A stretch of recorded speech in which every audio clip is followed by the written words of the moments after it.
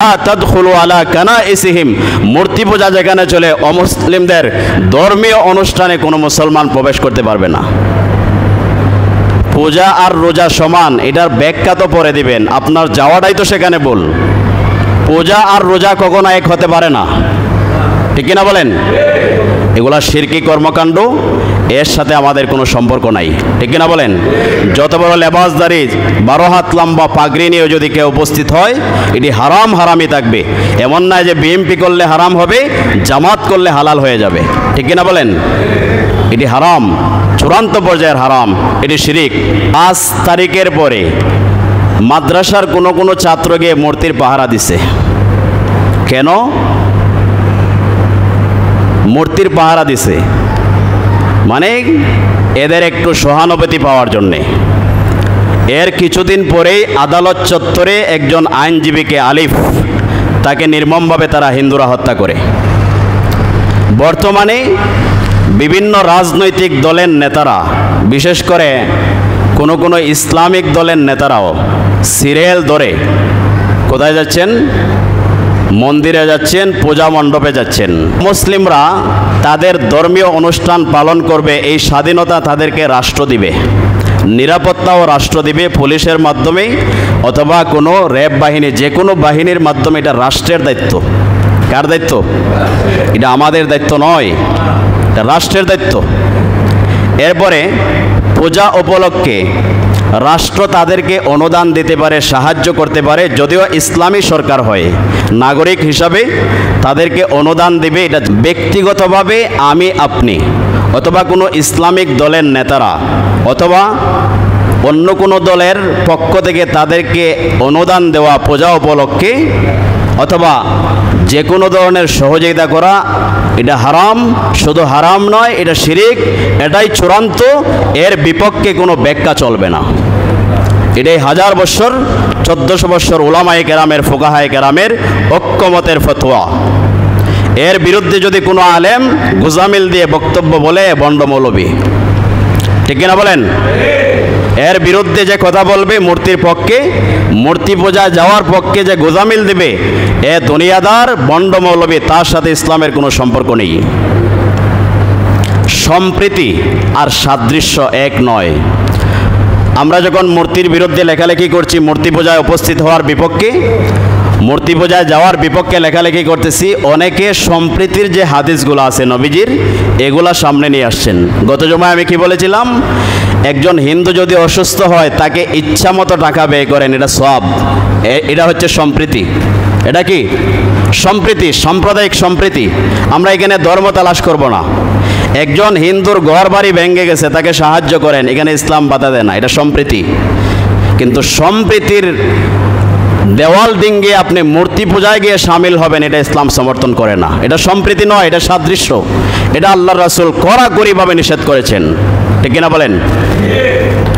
একজন হিন্দুকে সাহায্য করেন আর্থিকভাবে, পারিবারিকভাবে, সংগঠন ভিত্তিক, তাতে ইসলাম বাধা দেয় না। কিন্তু সম্প্রীতির দোহাই দিয়ে আপনি মূর্তি পূজায় গিয়ে উপস্থিত হবেন, এটি হবে না, ঠিক কিনা বলেন? এটি নাজায়েজ, এটি শিরিক। এরপরে গত জুমায় আমি বিএনপির নাম নিয়ে বলেছিলাম। কেন বলছিলাম? কারণ বিএনপি বড় দল। ইসলামী দলের নেতারাও যে মূর্তি পূজা যাবে, এটা আমার ধারণা ছিল না। বিএনপি যাওয়ার চাইতে ইসলামী কোনো দলের, যেমন জামাত গেছে, বয়ানের পরে আমাকে ইমেলে অনেকে জামাত আমিরের শুভেচ্ছা বাণী পাঠাইছে আমাকে অনেকে।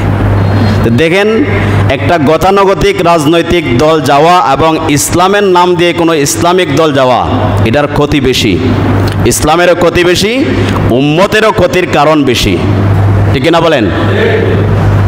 গতানুগতিক যে কোনো দল যাইতেই পারে, কিন্তু ইসলামের নাম দিয়ে ইসলামী দলের লেবেল লাগিয়ে যদি মূর্তি পূজাতে আমরা অংশগ্রহণ করি, এর ক্ষতি ব্যাপক। কারণ যখন দেখবে মূর্তি পূজায় যারা গেছে, তাদের মাথায় টুপি, শরীরে পরনে জামা পাঞ্জাবি, হাতে তসবি, কি ভাববে? এটাকে উম্মত, সাধারণ উম্মত ভাববে যে এটা একটা হালকা বিষয়। আসলে কি বিষয়টা হালকা বিষয়? কোনোভাবেই ইসলামের নাম দিয়ে যাওয়া হোক, জামাতে ইসলাম যাক অথবা চরমোনাই যাক, ইসলামী আন্দোলন যেই যাবে মূর্তি পূজায়, মূর্তি চলাকালীন, পূজা চলাকালীন, এটা সমস্ত উলামায়ে কেরামের ঐক্যমতে হারাম, শুধু হারাম নয় শিরিক। এটাই কি ফতোয়া। ইসলামী দলগুলোর বা রাজনৈতিক দলগুলোর অবস্থানে বোঝা যাচ্ছে এই দেশে শুধু ভোটার হচ্ছে হিন্দুরাই। ভাবে বোঝা যাচ্ছে এদেশে ভোটার শুধু হিন্দুরাই। যেভাবে মানে প্রতিযোগিতা চলছে, একজন তো বলছে যে তোমরা আর আমরা একই, তোমাদের ধর্ম এটা আছে, আমাদের ধর্ম এটা আছে। পূজা আর রোজা মিলেই মুসলমান এবং হিন্দু, বলেন না নাউজুবিল্লাহ।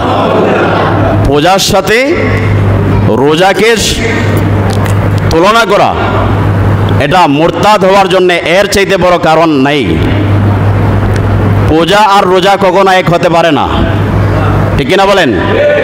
এগুলা শিরকি কর্মকাণ্ড, এর সাথে আমাদের কোনো সম্পর্ক নাই, ঠিক কিনা বলেন? যত বড় লেবাসদারি 12 হাত লম্বা পাগড়ি নিয়ে যদি কেউ উপস্থিত হয়, এটি হারাম হারামই থাকবে। এমন নয় যে বিএমপি করলে হারাম হবে, জামাত করলে হালাল হয়ে যাবে, ঠিক কিনা বলেন? এটি হারাম, চূড়ান্ত পর্যায়ের হারাম, এটি শিরিক। পূজা আর রোজা কখনো এক হতে পারে না, ঠিক কিনা বলেন? এগুলা শিরকি কর্মকাণ্ড, এর সাথে আমাদের কোনো সম্পর্ক নাই, ঠিক কিনা বলেন? যত বড় লেবাসদারি 12 হাত লম্বা পাগড়ি নিয়ে যদি কেউ উপস্থিত হয়, এটি হারাম হারামই থাকবে। এমন নয় যে বিএমপি করলে হারাম হবে, জামাত করলে হালাল হয়ে যাবে, ঠিক কিনা বলেন? এটি হারাম, চূড়ান্ত পর্যায়ের হারাম, এটি শিরিক। আগেই বলছি, তাদেরকে সহযোগিতা করেন সামাজিকভাবে, যে কোনোভাবে গরিব অসুস্থ তাকে সহযোগিতা করেন, এটার নাম সম্প্রীতি।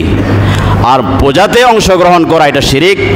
উলামায়ে কেরাম বলে গেছেন, নবীজি বলে গেছেন, কিয়ামত পর্যন্ত এটা শিরিকই থাকবে, ঠিক কিনা বলেন? কিয়ামত পর্যন্ত শিরিকই থাকবে। এখন কথা হচ্ছে আমাদের ভোট দরকার, ইসলামী দলেরও ভোট দরকার বা অন্যান্য গতানুগতিক দলেরও ভোট দরকার, হিন্দুদের ভোট দরকার। আমরা কিভাবে যাব? ভোট কালেকশনের জন্য কি শুধু আপনাকে পূজায় যেতে হবে?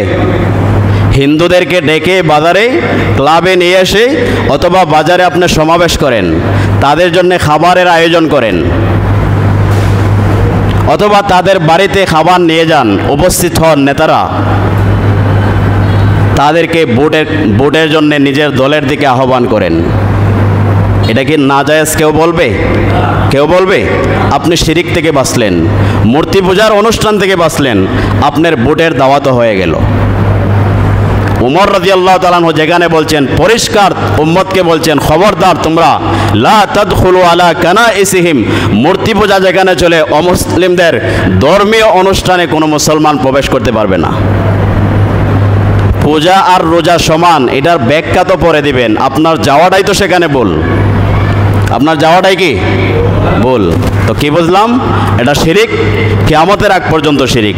যত বড় উলামায়ে কেরাম করুক, এটা শিরিক, শিরিকই থাকবে, এর বিপক্ষে কোনো ব্যাখ্যা চলবে না, ঠিক না বলেন? বিএমপি করলে যেরকম শিরিক, জামাত করলে সেভাবেই শিরিক। যে কোনো উলামায়ে কেরাম করুক, যত বড় আলেম যাক, এটা শিরিক, শিরিক হিসাবেই থাকবে, আমাদের এর সাথে কোনো সম্পর্কও থাকবে না। আল্লাহ আমাদেরকে বোঝার, আমল করার তৌফিক দান করুন, আমিন।